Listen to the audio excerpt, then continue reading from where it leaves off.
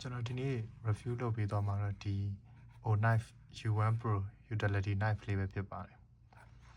ကျွန်တော်ဒီ video လေးမစခင်မှာကျွန်တော် carry me ရဲ့အနာဂတ်အကြောင်းတစ်ချက်ပြောပြချင်ပါသေးတယ်။ plan นี้အကြောင်းမှာကျွန်တော်တို့အရင်တော့ကတော့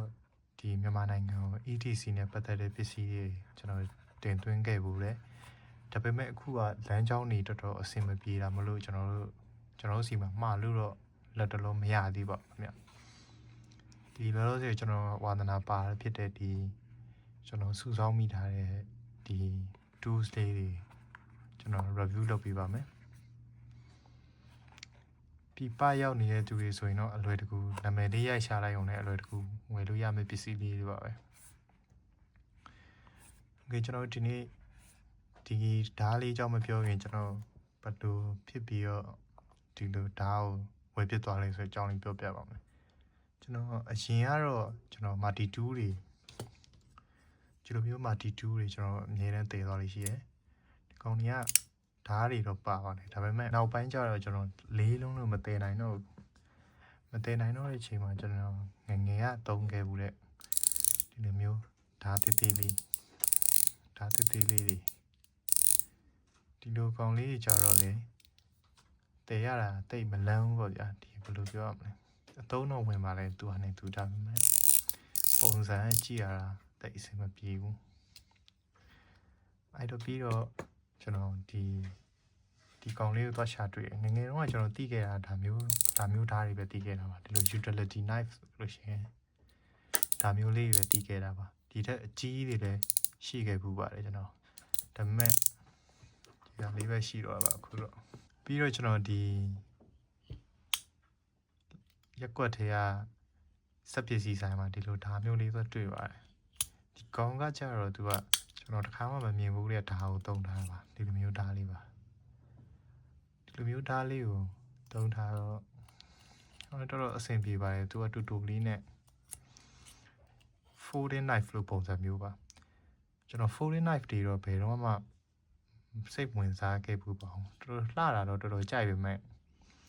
ကျွန်တော်ဓာကြီးကိုလူရှိသူရှိထုတ်သုံးရတာတိတ်အဆင်မပြေပါဘူးအားကြောင့်လည်းကျွန်တော်တစ်ခါမှမဝယ်ကြည့်ခဲ့ဘူးတော့ပါ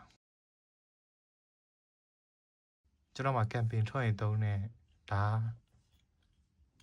face plate တွေတော့ရှိပါတယ်ဒါပေမဲ့ဒီကောင်ကြီးကျတော့ဒီလိုမျိုးခောက်ဓာတ်တွေကျတော့နေ့စဉ်အတွက်သုံးဖို့ပဲအဆင်ပြေ campaign အတွက်သုံးဖို့လည်းအဆင်မပြေဘူးအဲ့တော့ကျွန်တော်ဒီခောက်ဓာတ်တွေကိုဘယ်လိုမှဒီလိုဓာတ်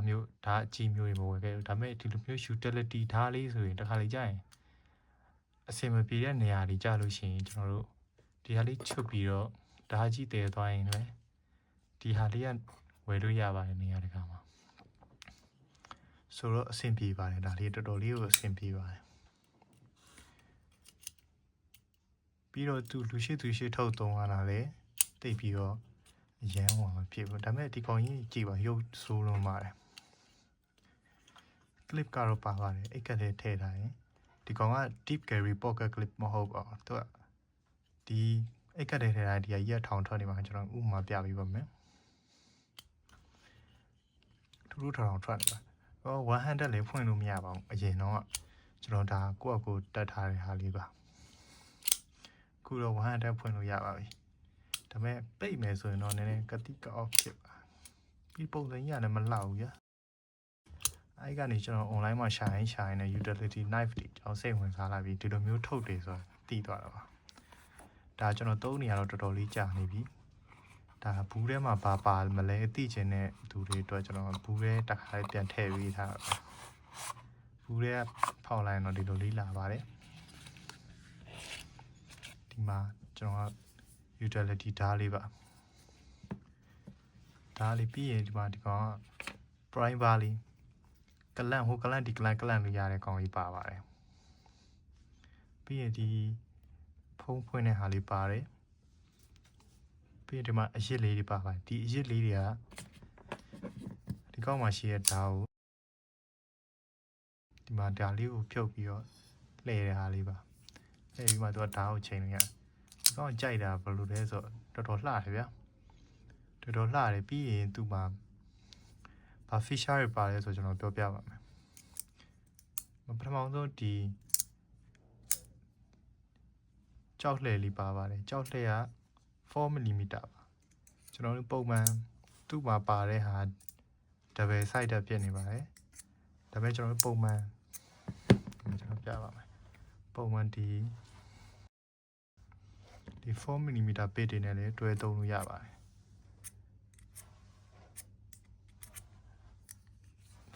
4mm ပေတွေနဲ့တွဲသုံးလို့ရတယ်ပိတ်လို့လည်းရတယ်တခါလေကြောက်လေကိုနည်းတော့ထွက်ပါတယ်ကြောက်လေကိုကျွန်တော် flick လုပ်လို့ရပါတယ်ဟိုဒီကောင်ဖွင့်မယ်ဆိုရင်ကျွန်တော်အများကြီးဖွင့်လို့ပုံစံမျိုးစုံဖွင့်လို့ရပါတယ်ဟောကြည့်လိုက်ကျွန်တော်ဒါဆိုရင်ဒီလိုလေးဖွင့်လို့ရတယ်ဒီလိုဖွင့်လို့ရတယ်ဒီလိုဖွင့်လို့ရပါတယ်တော်တော်အဆင်ပြေပါတယ်အိတ်ကတ်တွေကထုတ်ရတဲ့အချိန်ဒီကောနာမည်ကတော့ဒီမှာ O Knife U1 Pro Utility Knife ပဲဖြစ်ပါတယ် O Knife သူတို့ O Light ဆိုတဲ့ကုမ္ပဏီကနေခွဲထွက်ထားတဲ့ဒီဓာတ်တွေထုတ်တဲ့ကုမ္ပဏီပါဒီကောမှာ Plastia SK5 ကျွန်တော်ပြောတယ်ခုနဟာလေးပါဒီမျိုးဓာတ်လေးကိုပြောတာပါဒီကော SK5 ပြီးရင်သူ့ရဲ့ handle ကတော့ G10 handle ပါ G10 ဆိုတာကျွန်တော်ဓာတ်တွေတော်တော်များ pocket knife တွေတော်တော်များသုံးတဲ့ handle လေးပါတော်တော်ကန်လို့ကောင်းတယ်ကျွန်တော်ဟာလေးကတော့ carbon fiber texture လေးနဲ့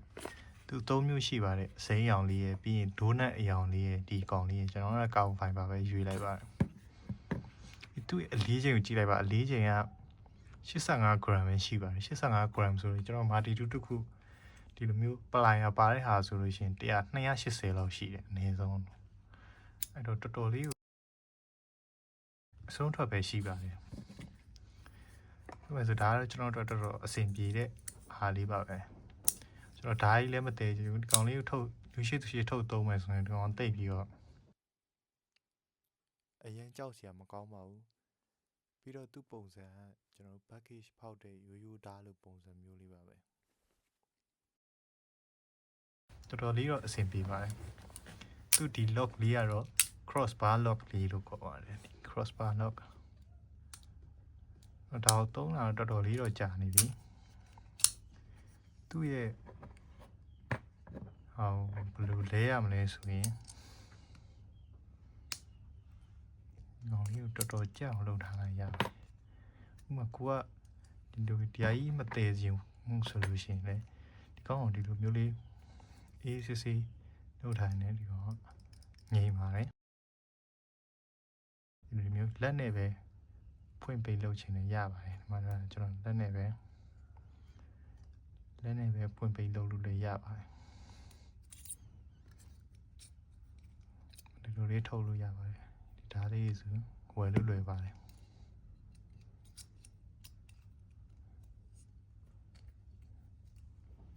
ဒီဇိုင်းကကျွန်တော် pocket knife နဲ့တူပါတယ်ဒီ folding knife နဲ့သဘောတရားတော်တော်လေးတူပါတယ်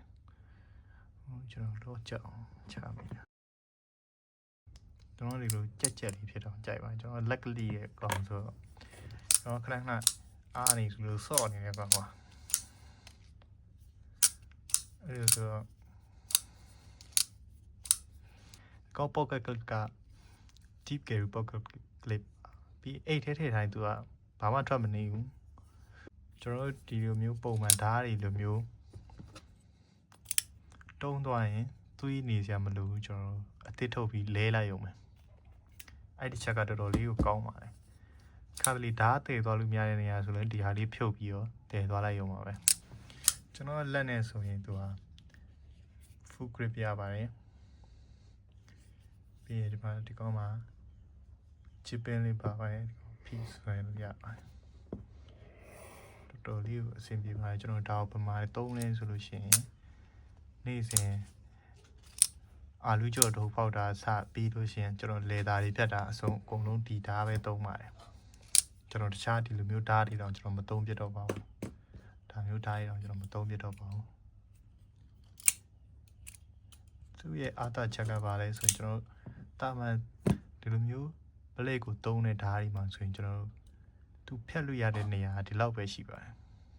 ဒီလောက်ပဲရှိနေဆိုတော့ကျွန်တော်ဖောက်ချင်းဖောက်လို့ရမယ်ဖြတ်ချင်းဖြတ်လို့ရမယ်ဒါပေမဲ့လှီးချင်းဆိုတိုင်ပတ်ပါပြီ ဒါကောင်းဆိုလှီးလို့ရပါတယ်လှီးလို့ရပါတယ်ဥပမာကျွန်တော်ဆမ်းပြပါမယ်ဒီကောင်းဆိုတော်တော်လေးကိုလှီးလို့ရပါတယ်ဒီကောင်းနေကြရင်ဘယ်လိုလှီးလို့မရပါဘူးလိုပဲဖြတ်လို့ရမှာပါဒီလိုလှီးလို့မရဘူးဒီကောင်းပူပြီးအားတာချက်တွေအများကြီးရှိပါတယ်ဒီကောင်းပိတ်မယ်ဆိုရင်ဒီကောင်းဆိုရင်ဒီလိုနှိပ်ပိတ်ရတော်တော်လေးကိုကတိကအောက်ဖြစ်တဲ့ပုံစံမှာဒါမျိုးတွေကတော့ကျွန်တော်ပုံမှန်စက်ပစ္စည်းဆိုင်တွေမှာတော့ရမှာထင်ပါတယ်ကောင်းလေး local မှာရှာကြည့်ပေးပါမယ်ကျွန်တော်တွေ့ link လေးထည့်ပေးထားပါမယ်